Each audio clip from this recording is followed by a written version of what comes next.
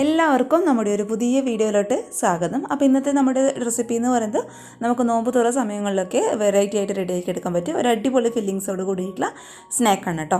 അപ്പോൾ എല്ലാവരും ഒന്ന് കണ്ടു നോക്കിയാൽ ചിക്കനും മുട്ടയൊക്കെ വീട്ടിലുണ്ടെന്നുണ്ടെങ്കിൽ നമുക്ക് ഫില്ലിങ്സ് പെട്ടെന്ന് റെഡിയാക്കി എടുക്കാൻ വേണ്ടിയിട്ട് പറ്റും.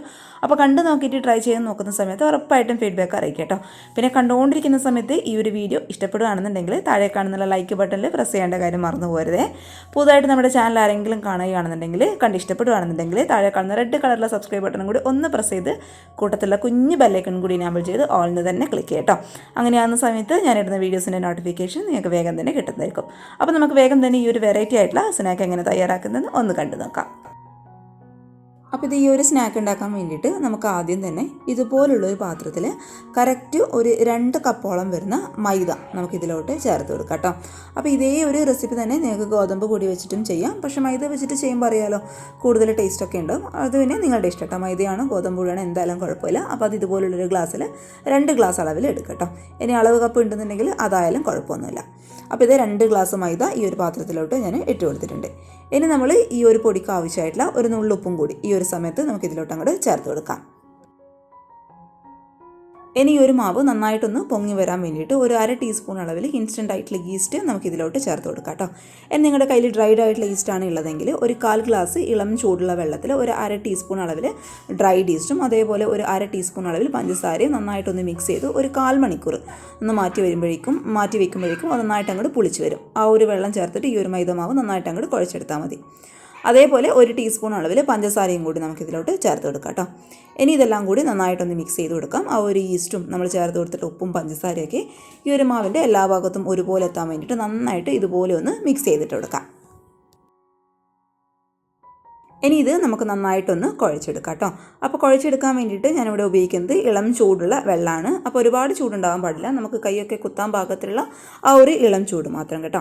അപ്പോൾ വെള്ളം എല്ലാം കൂടി ഒരുമിച്ച് ഒഴിച്ചു കൊടുക്കാതെ ഇതുപോലെ കുറച്ചായിട്ട് ഒഴിച്ചു കൊടുത്തിട്ട് നന്നായിട്ട് നല്ല സോഫ്റ്റായിട്ട് ആദ്യം ഒന്ന് കുഴച്ചെടുക്കാം.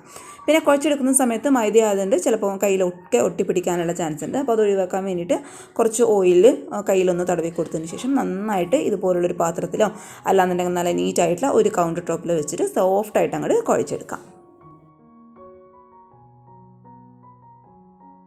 അപ്പോൾ ഇത് ഈ ഒരു മാവ് ഞാൻ നന്നായിട്ടൊന്ന് കുഴച്ചെടുത്തിട്ടുണ്ട്. ഇനി ഇത് നമുക്ക് 1 മണിക്കൂർ ഒന്ന് റെസ്റ്റ് ചെയ്യാൻ വേണ്ടിയിട്ട് അങ്ങ് മാറ്റി വയ്ക്കാം കേട്ടോ. അപ്പോൾ ആ ഒരു സമയമാകുമ്പോഴേക്കും ഈ ഒരു മാവ് ഒട്ടും ഡ്രൈ ആവാതിരിക്കാൻ വേണ്ടിയിട്ട് കുറച്ച് ഓയിൽ നമുക്കൊന്ന് ഗ്രീസ് ചെയ്തിട്ട് കൊടുക്കാം. അപ്പോൾ ഈ ഒരു പാത്രത്തിൻ്റെ അടിഭാഗത്തായിട്ടും ഈ ഒരു മാവിൻ്റെ എല്ലാ സൈഡിലും കുറച്ച് ഓയിലൊന്ന് ഗ്രീസ് ചെയ്ത് കൊടുക്കുകയാണെന്നുണ്ടെങ്കിൽ മാവ് റെസ്റ്റ് ചെയ്യാൻ വയ്ക്കുന്ന ആ ഒരു സമയം കൊണ്ട് ഒട്ടും അങ്ങോട്ട് ഡ്രൈ ആവില്ല. അപ്പോൾ നന്നായിട്ട് ഓയിലൊന്ന് ഗ്രീസ് ചെയ്ത് കൊടുത്തതിന് ശേഷം കറക്റ്റ് 1 മണിക്കൂർ നമുക്ക് നന്നായിട്ട് ഇതൊന്ന് പൊങ്ങാൻ വേണ്ടിയിട്ട് അങ്ങ് മാറ്റി വയ്ക്കാം. ആ ഒരു സമയമാകുമ്പോഴേക്കും നമുക്ക് ഈ ഒരു സ്നാക്കിന് ആവശ്യമായിട്ടുള്ള ഫില്ലിങ്സ് ഒന്ന് റെഡിയാക്കി എടുക്കാം കേട്ടോ. അപ്പോൾ അതിന് വേണ്ടിയിട്ട് ഇതൊരു പാനിൽ ഒരു 2 ടേബിൾ സ്പൂണോളം വരുന്ന ഓയിൽ നന്നായിട്ടൊന്ന് ചൂടാവുന്ന സമയത്ത് ഒരു മീഡിയം സൈസുള്ള സവാള ചെറുതായിട്ടൊന്ന് കട്ട് ചെയ്തിട്ട് നമുക്കിതിലോട്ട് മുഴുവനായിട്ട് അങ്ങ് ചേർത്ത് കൊടുക്കാം. ഇനി ഈ ഒരു സവാള വാടിക്കെട്ടാൻ ആവശ്യമായിട്ടുള്ള ഒരു നുള്ളു ഉപ്പും കൂടി ഇട്ടിട്ട് നമുക്ക് ആദ്യം നന്നായിട്ട് ഇതൊന്ന് വഴറ്റിയിട്ടെടുക്കാം. ഈ ഒരു സവാളയുടെ കൂടെ തന്നെ 2 പച്ചമുളക് ചെറുതായിട്ട് കട്ട് ചെയ്തിട്ട് നമുക്കിതിലോട്ട് ചേർത്ത് കൊടുക്കാം കേട്ടോ. പിന്നെ പച്ചമുളക് ചേർക്കുന്ന സമയത്ത് അത് ഓരോരുത്തരുടെയും എരിവിനനുസരിച്ചിട്ട് ചേർക്കും. ഞാൻ എന്തായാലും 2 പച്ചമുളക് ചെറുതായിട്ട് കട്ട് ചെയ്തിട്ട് ഇതിലോട്ട് ചേർത്ത് കൊടുക്കാം കേട്ടോ. എന്നിട്ട് ഇത് നമുക്ക് നന്നായിട്ട് വീണ്ടും ഒന്ന് വഴറ്റിയിട്ടെടുക്കാം. സവാള നന്നായിട്ടൊന്ന് വഴണ്ടി വരുന്ന സമയത്ത് ഒരു മീഡിയം സൈസുള്ള തക്കാളി നമുക്ക് ചെറുതായിട്ട് കട്ട് ചെയ്തിട്ട് ഇതിലോട്ട് ചേർത്ത് കൊടുക്കാം. അതിൻ്റെ കൂടെ തന്നെ 1 ടീസ്പൂൺ അളവിൽ ഇഞ്ചി വെളുത്തുള്ളി ജസ്റ്റ് ഒന്ന് ചതച്ചെടുത്തത് കേട്ടോ. അതും കൂടി നമുക്ക് ഇതിലോട്ട് ചേർത്ത് കൊടുത്തിട്ട് നന്നായിട്ടൊന്ന് വഴറ്റിയിട്ടെടുക്കാം കേട്ടോ. ആ ഒരു തക്കാളി നന്നായിട്ട് വെന്ത് ആ ഒരു പേസ്റ്റ് പരുവത്തിലാവണം. അപ്പോൾ അതിന് വേണ്ടിയിട്ട് നന്നായിട്ട് ഒരു ലോ ഫ്ലെയിമിൽ വെച്ചിട്ട് അടച്ചു വെച്ചിട്ട് തന്നെ ഈ ഒരു തക്കാളി നന്നായിട്ട് പേസ്റ്റ് പരുവത്തിൽ ആക്കിയെടുക്കാം. ഈ ഒരു സമയത്ത് ഈ ഒരു മസാലയ്ക്ക് ആവശ്യമായിട്ടുള്ള പൊടികൾ നമുക്കിതിലോട്ട് ചേർത്ത് കൊടുക്കാം കേട്ടോ. അപ്പോൾ ഒരു 1/4 ടീസ്പൂൺ അളവിൽ മഞ്ഞൾപ്പൊടി, അതേപോലെ കറക്റ്റ് 1 ടീസ്പൂൺ അളവിൽ നല്ല എരിവുള്ള മുളക് പൊടിയും കൂടി നമുക്കിതിലോട്ട് ചേർത്ത് കൊടുക്കാം കേട്ടോ. പിന്നെ നമ്മളിതിലോട്ട് ചേർത്ത് കൊടുക്കാൻ വേണ്ടിയിട്ട് പോകുന്നത് ഒരു 1/4 ടീസ്പൂൺ അളവിൽ കുരുമുളക് പൊടി, അതേപോലെ ഒരു 1.5 ടീസ്പൂൺ അളവിൽ ചിക്കൻ മസാലയും കൂടി നമുക്കിതിലോട്ട് ചേർത്ത് കൊടുക്കാം. ഇനി ഇതിൻ്റെ കൂടെ തന്നെ ഒരു 1.5 ടീസ്പൂൺ അളവിൽ ടൊമാറ്റോ കെച്ചപ്പാണ് കേട്ടോ ഞാൻ ചേർത്ത് കൊടുക്കുന്നത്. അതേപോലെ ഒരു 1/2 ടീസ്പൂൺ അളവിൽ സോയാ സോസും കൂടി നമുക്കിതിലോട്ട് ചേർത്ത് കൊടുക്കാം. ഇതുപോലെ നമ്മൾ സോസ് ഈ ഒരു മസാലയിലോട്ട് ചേർക്കുന്ന സമയത്ത് നമ്മുടെ ഈ ഒരു ഫില്ലിങ്സ് എന്ന് പറയുന്നത് നല്ല ക്രീമി ആയിട്ടിരിക്കും. അപ്പോൾ അതിന് വേണ്ടിയിട്ടാണ് നമ്മളിതിലോട്ട് സോസ് ചേർത്ത് കൊടുക്കുന്നത്. ഇനി ഇതെല്ലാം കൂടി നന്നായിട്ടൊന്ന് മിക്സ് ചെയ്ത് നമ്മൾ ചേർത്ത് കൊടുത്തിട്ടുള്ള ആ ഒരു പൊടികളുടെയും സോസിൻ്റെയും ഒക്കെ പച്ചമണം നന്നായിട്ടൊന്ന് മാറുന്നവരെ ഒന്ന് ഇതുപോലെ ഒന്ന് ഇളക്കി കൊടുക്കാം. ഇനി അവസാനമായിട്ട് ഇതിലോട്ട് കുറച്ച് ചിക്കൻ ഒന്ന് ഫ്രൈ ചെയ്തെടുത്തിട്ട് അത് ചെറുതായിട്ടൊന്ന് കട്ട് ചെയ്തിട്ടെടുത്താണ് കേട്ടത്. അതും കൂടി നമുക്ക് ഈ ഒരു മസാലയിലോട്ട് ചേർത്ത് കൊടുക്കാം. ഇനി ചിക്കന് പകരമായിട്ട് നിങ്ങൾക്ക് വേണമെന്നുണ്ടെങ്കിൽ മുട്ടയാണെങ്കിലും കുഴപ്പമൊന്നുമില്ല കേട്ടോ.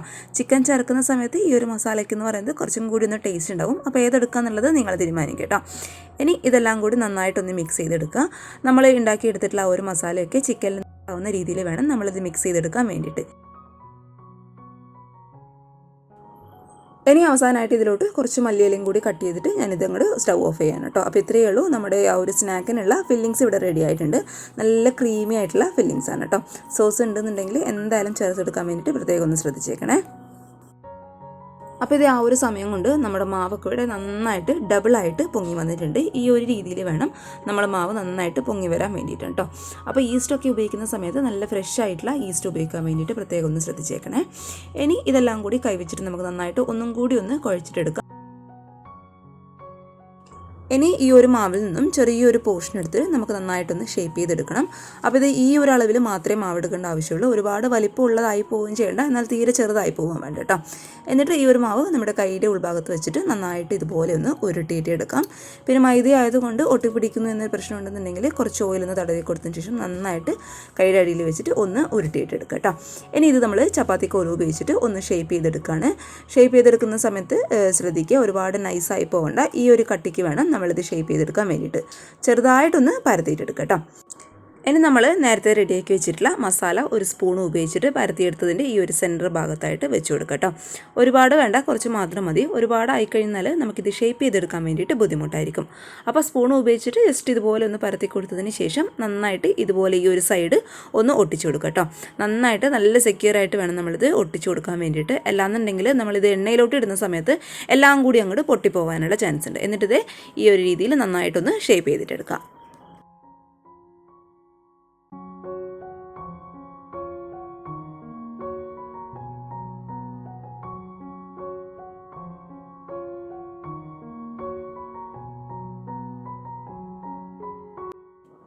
ഇനി ഇത് ഓരോന്നായിട്ട് ചൂടുള്ള എണ്ണയിലിട്ട് നമുക്ക് നന്നായിട്ടൊന്ന് ഫ്രൈ ചെയ്തെടുക്കാം കേട്ടോ. ഫ്രൈ ചെയ്യുന്ന സമയത്ത് തീ എന്ന് പറയുന്നത് ഒരു മീഡിയം ഫ്ലെയിമിൽ വെച്ചുള്ളൂ. ഒരുപാട് ലോ ഫ്ലെയിം ആയി പോകണ്ട, അതേപോലെ ഒരുപാട് ഹൈ ഫ്ലെയിമിലും ആയി പോകണ്ട കേട്ടോ. ഒരു മീഡിയം ഫ്ലെയിമിലായി കഴിഞ്ഞാൽ നമുക്ക് ഈ ഒരു ഉൾഭാഗമൊക്കെ നന്നായിട്ട് അങ്ങോട്ട് വെന്ത് കിട്ടുകയും ചെയ്യും. എന്നാൽ പുറമേ ഭാഗം ഒരുപാട് അങ്ങോട്ട് കരിഞ്ഞു പോവുകയും ചെയ്യില്ല കേട്ടോ. അപ്പോൾ മീഡിയം ഫ്ലെയിമിൽ വെച്ചിട്ട് രണ്ട് വശം ഇതുപോലെ നന്നായിട്ടൊന്ന് തിരിച്ചു മറിച്ചിട്ടിട്ട് ഒന്ന് മൊരിയിച്ചിട്ടെടുക്കാം.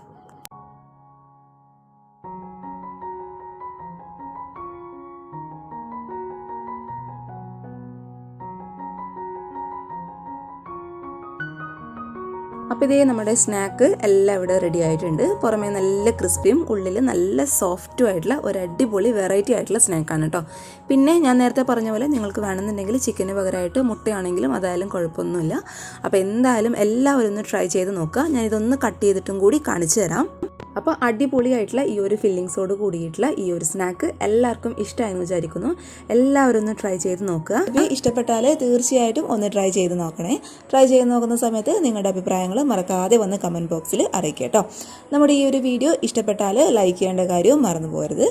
പുതുതായിട്ട് നമ്മുടെ ചാനൽ ആരെങ്കിലും കാണുകയാണെന്നുണ്ടെങ്കിൽ തൊട്ട് താഴെയുള്ള റെഡ് കളറിലെ സബ്സ്ക്രൈബ് ബട്ടണും കൂടി ഒന്ന് പ്രസ് ചെയ്തിട്ട് കൂട്ടത്തിലുള്ള കുഞ്ഞു ബെല്ലൈക്കൺ കൂടി എനേബിൾ ചെയ്ത് ഓൾന്ന് തന്നെ ക്ലിക്ക് ചെയ്യുക കേട്ടോ.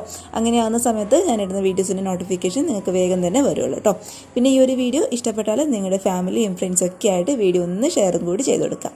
അപ്പോൾ നാളെ നല്ലൊരു വീഡിയോ ആയിട്ട് കാണും വരെ thank you for watching Simnas food world. By.